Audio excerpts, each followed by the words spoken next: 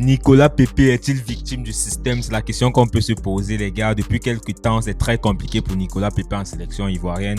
On a vu lors de la CAN Nicolas Pepe qui n'avait pas été retenu sur le plan sportif. Nous sommes d'accord que voilà, Nicolas Pepe, c'est l'un des meilleurs attaquants ivoiriens en ce moment, les gars. Mais voilà, depuis cette interview accordée à ce youtubeur français, les choses se sont un peu dégradées pour Nicolas Pepe. Et voilà, lorsqu'on suit un peu l'interview accordée à Malik Traoré, journaliste ivoirien, on se rend compte que voilà, malheureusement, Nicolas Pepe a été victime du système, les gars. Parce que voilà, comment comprendre que Emes Faye, qui avait mis le nom de Nicolas Pepe dans la liste de la sélection ivoirienne qui devait prendre part à la Coupe d'Afrique 2025, son nom a été retiré à la dernière minute, les gars. Voilà.